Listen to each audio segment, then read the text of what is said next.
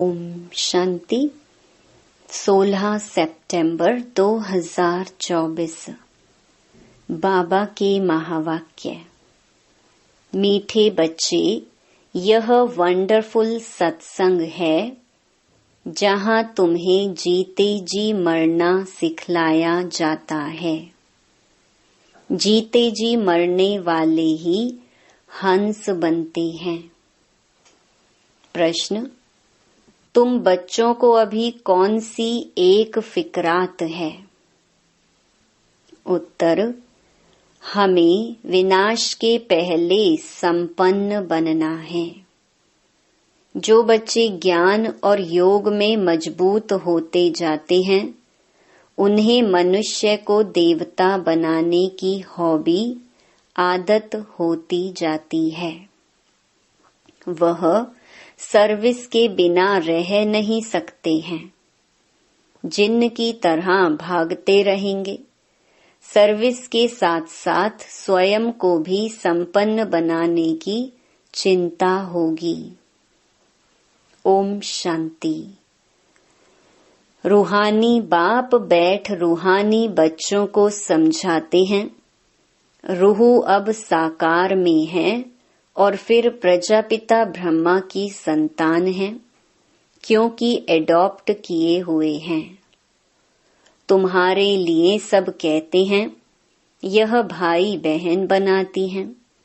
बच्चों को बाप ने समझाया है, असल में तुम आत्माएं भाई भाई हो। अब नई सृष्टि होती है तो पहले पहले ब्राह्मण चोटी चाहिए। तुम शूद्र थे, अभी ट्रांसफर हुए हो। ब्राह्मण भी तो चाहिए जरूर। प्रजापिता ब्रह्मा का नाम तो बाला है। इस हिसाब से तुम समझते हो हम सब बच्चे भाई बहन ठहरे। जो भी अपने को ब्रह्मा कुमार कुमारी कहलाते हैं, वह जरूर भाई बहन ठहरे। सभी प्रजापिता ब्रह्मा की संतान हैं, तो भाई बहन जरूर होना चाहिए। यह समझाना है बेसमझों को। बेसमझ भी है और फिर ब्लाइंड फेथ भी है। जिनकी पूजा करते हैं, फेथ रखते हैं, यह फलाना है, परंतु उसे जानते कुछ भी नहीं। लक्ष्मी नारायण की पूजा करते हैं, परंतु वह कब आए, कैसे बने, फिर कहाँ गए, कोई भी नहीं जानते। कोई भी मनुष्य नेहरू आदि को जानते हैं, तो उन्हों की हिस्ट्री ज्योग्राफी का भी सब पता है। अगर बायोग्राफी को नहीं जानते तो वह क्या काम का। पूजा करते हैं, परंतु उनकी जीवन कहानी को नहीं जानते। मनुष्यों की जीवन कहानी को तो जानते हैं, परंतु जो बड़े पास्ट हो गए हैं, उनकी एक की भी जीवन कहानी को नहीं जानते। शिव के कितने ढेर पुजारी हैं। पूजा करते हैं, फिर मुख से कह देते, वह तो पत्थर भित्तर में है, कण कण में है। क्या यह जीवन कहानी ठहरी? यह तो अक्ल की बात नहीं हुई। अपने को भी पतित कहते हैं। पतित अक्षर कितना फिट है। पतित माना विकारी। तुम समझा सकते हो कि हम ब्रह्मा कुमार कुमारी क्यों कहलाते हैं? क्योंकि ब्रह्मा की औलाद हैं और एडॉप्टेड हैं। हम कुख वंशावली नहीं, मुख वंशावली हैं। ब्राह्मण ब्राह्मणियां तो भाई बहन ठहरे ना, तो उनकी आपस में क्रिमिनल आई हो ना सके। खराब ख्यालात मुख्य हैं ही काम के। तुम कहते हो हम प्रजापिता ब्रह्मा की संतान भाई बहन बनते हैं। तुम समझते हो हम सब हैं शिव बाबा की संतान, भाई भाई। यह भी पक्का है, दुनिया को कुछ भी पता नहीं है, ऐसे ही सिर्फ कह देते हैं। तुम समझा सकते हो सभी आत्माओं का बाप वह एक है, उनको सब पुकारते हैं। तुमने चित्र भी दिखाया है, बड़े बड़े धर्म वाले भी इस निराकार बाप को मानते हैं। वह है निराकार आत्माओं का बाप, और फिर साकार में सभी का बाप प्रजापिता ब्रह्मा है, जिनसे फिर वृद्धि को पाते रहते हैं। झाड़ बढ़ता जाता है, भिन्न भिन्न धर्मों में आते जाते हैं। आत्मा तो इस शरीर से न्यारी है। शरीर को देखकर कहते हैं यह अमेरिकन है, यह फलाना है। आत्मा को तो नहीं कहते। आत्माएं सब शांति धाम में रहती हैं, वहां से आती हैं पाठ बजाने। तुम कोई भी धर्म वाले को सुनाओ, पुनर्जन्म तो सब लेते हैं, और ऊपर से भी नई आत्माएं आती रहती हैं। तो बाप समझाते हैं तुम भी मनुष्य हो, मनुष्य को ही तो सृष्टि के आदि मध्य अंत का मालूम होना चाहिए कि यह सृष्टि चक्र कैसे घूमता है, इनका रचयिता कौन है, कितना समय इनके फिरने में लगता है।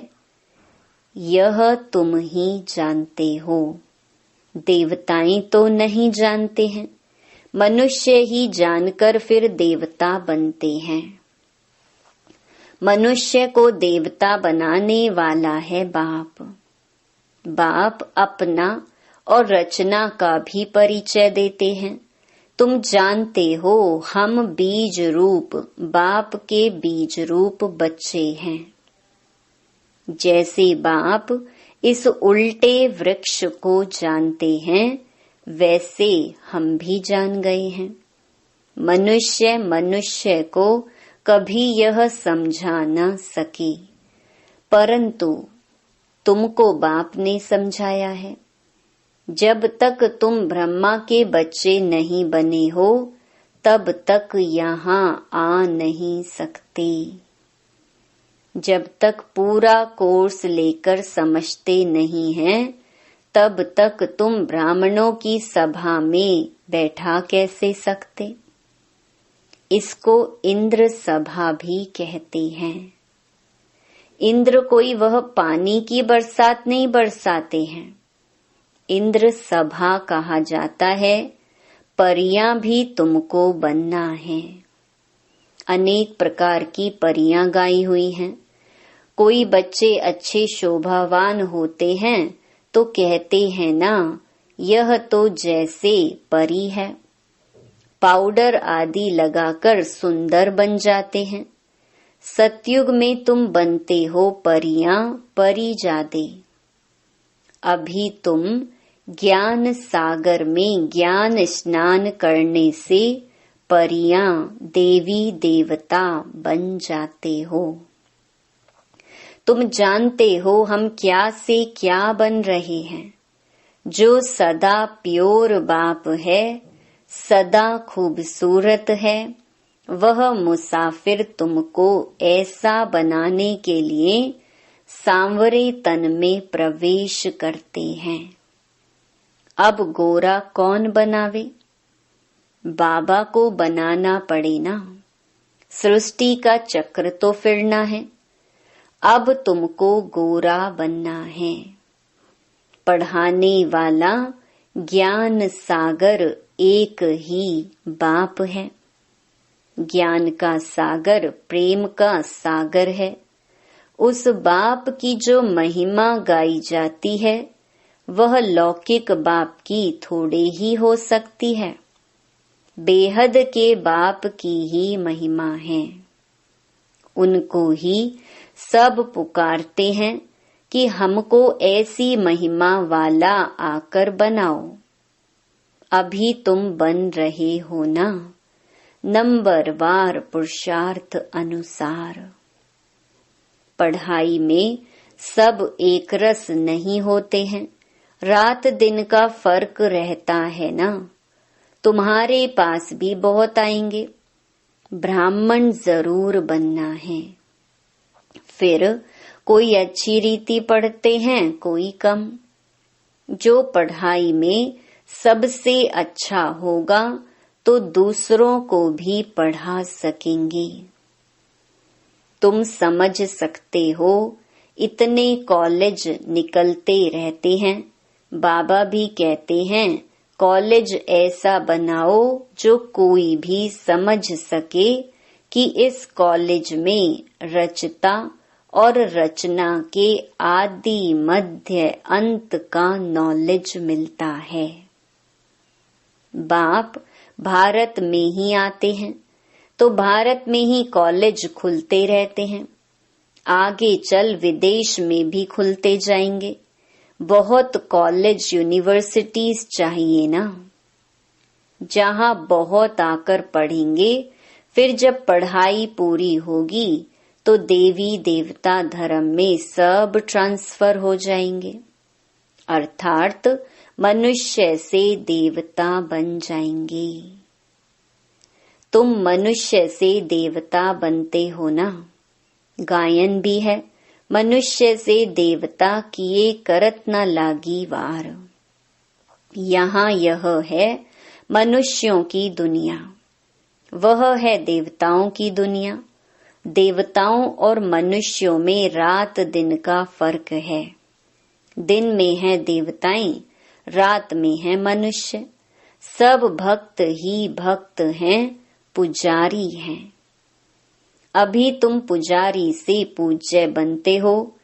सतयुग में शास्त्र भक्ति आदि का नाम नहीं होता है, वहाँ है सब देवता। मनुष्य होते हैं भक्त, मनुष्य ही फिर देवता बनते हैं। वह है दैवी दुनिया, इसको कहा जाता है आसुरी दुनिया। राम राज्य और रावण राज्य। आगे तुम्हारी बुद्धि में यह थोड़े ही था कि रावण राज्य किसको कहा जाता है। रावण कब आया कुछ भी पता नहीं था। कहते हैं लंका समुद्र में डूब गई। ऐसे ही फिर द्वारिका के लिए भी कहते हैं। अभी तुम जानते हो यह सारी लंका डूबने की है। सारी दुनिया भी बेहद की लंका है। यह सब डूब जाएगी, पानी आ जाएगा। बाकी स्वर्ग कोई डूबता थोड़े ही है। कितना अथाह धन था। बाप ने समझाया है, एक ही सोमनाथ मंदिर को मुसलमानों ने कितना लूटा। अभी देखो कुछ नहीं रहा है। भारत में कितना अथाह धन था। भारत को ही स्वर्ग कहा जाता है। अभी स्वर्ग कहेंगे, अभी तो नर्क है। फिर स्वर्ग बनेगा। स्वर्ग कौन नर्क कौन बनाते हैं, यह अभी तुम जान गए हो। रावण राज्य कितना समय चलता है वह भी बताया है। रावण राज्य में कितने अथाह धर्म हो जाते हैं। राम राज्य में तो सिर्फ सूर्यवंशी चंद्रवंशी रहते हैं। अभी तुम पढ़ रहे हो। यह पढ़ाई और कोई की बुद्धि में नहीं है, वह तो है ही रावण राज्य में। राम राज्य होता है सतयुग में। बाप कहते हैं हम तुमको लायक बनाते हैं, फिर तुम नालायक बन जाते हो। नालायक क्यों कहते हैं? क्योंकि पतित बन जाते हो। देवताओं के लायकी की महिमा और अपनी नालायकी की महिमा गाते हैं। बाप समझाते हैं तुम जब पूज्य थे तो नई दुनिया थी। बहुत थोड़े मनुष्य थे, सारे विश्व के तुम ही मालिक थे। अभी तुमको खुशी बहुत होनी चाहिए। भाई बहन तो बनते हो ना। वह कहते यह घर फिटाते हैं, वही फिर आकर जब शिक्षा लेते हैं तो यहाँ आने से समझते हैं कि नॉलेज तो बहुत अच्छी है, अर्थ समझते हैं ना। भाई बहन बिगर पवित्रता कहाँ से आए?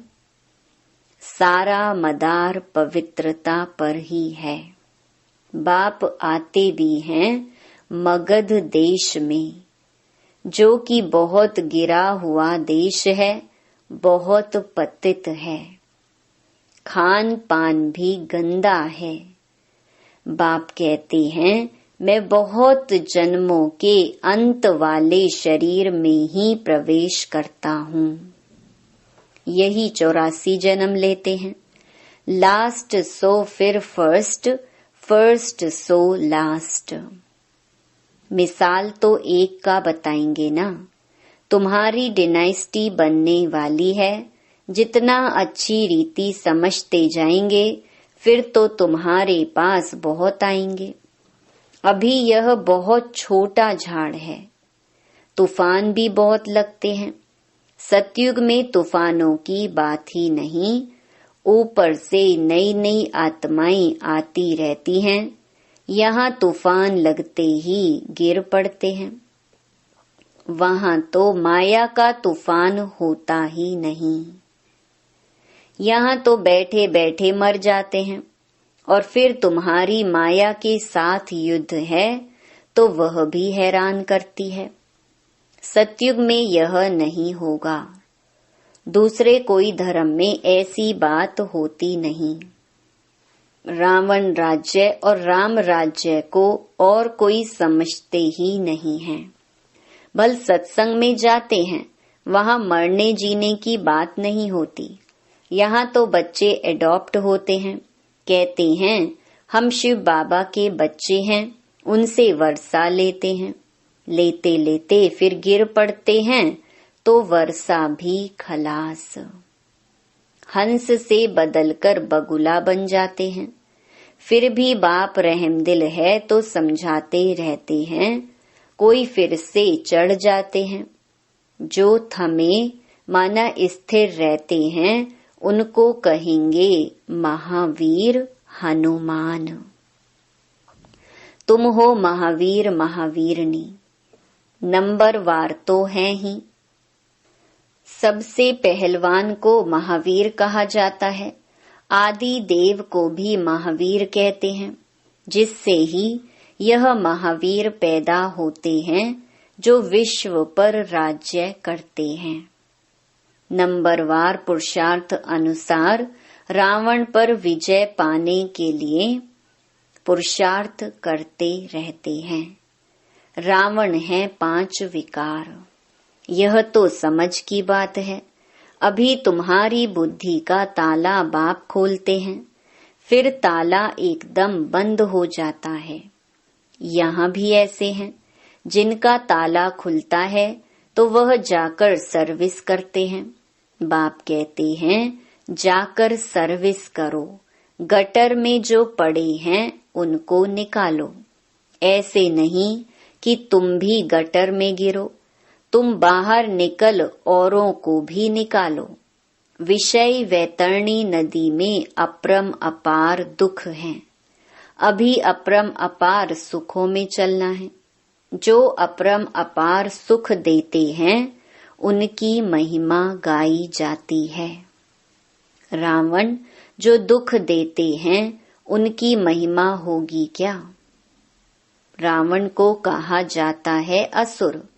बाप कहते हैं तुम रावण राज्य में थे, अभी अपार सुख पाने के लिए तुम यहाँ आए हो। तुमको कितने अपार सुख मिलते हैं, खुशी कितनी रहनी चाहिए और खबरदार भी रहना चाहिए। पोजीशन तो नंबरवार होती है। हर एक एक्टर का पोजीशन अलग है। सब में तो ईश्वर हो न सके। बाप हर बात बैठ समझाते हैं। तुम बाप को और रचना के आदि मध्य अंत को जान जाते हो, नंबरवार पुरुषार्थ अनुसार। नंबरवार पढ़ाई पर ही मार्क्स होती हैं। यह है बेहद की पढ़ाई। इसमें बच्चों का बहुत अटेंशन होना चाहिए। पढ़ाई एक रोज भी मिस ना हो। हम हैं स्टूडेंट, गॉड फादर पढ़ाते हैं, वह नशा बच्चों को चढ़ा रहना चाहिए। भगवानुवाच, सिर्फ उन्होंने नाम बदलकर श्री कृष्ण का नाम डाल दिया है। भूल से श्री कृष्ण भगवानुवाच समझ लिया है, क्योंकि श्री कृष्ण हुआ नेक्स्ट टू गॉड। स्वर्ग जो बाप स्थापन करते हैं उनमें नंबर 1 यह है ना। यह ज्ञान अभी तुमको मिला है। नंबरवार पुरुषार्थ अनुसार अपना भी कल्याण करते हैं और दूसरों का भी कल्याण करते रहते हैं। उनको सर्विस बिगर कभी सुख नहीं आएगा। तुम बच्चे योग और ज्ञान में मजबूत हो जाएंगे तो काम ऐसे करेंगे जैसे जिन्न। मनुष्य को देवता बनाने की हॉबी आदत लग जाएगी। मौत के पहले ही पास होना है। सर्विस बहुत करनी है। पीछे तो लड़ाई लगेगी, नेचुरल कैलेमिटीज भी आएंगी। अच्छा, मीठे मीठे सिकिलधे बच्चों प्रति मात पिता बाप दादा का याद प्यार और गुड मॉर्निंग। रूहानी बाप की रूहानी बच्चों को नमस्ते। धारणा के लिए मुख्य सार। पहला, लास्ट सो फर्स्ट जाने के लिए महावीर बन पुरुषार्थ करना है। माया के तूफानों में हिलना नहीं है।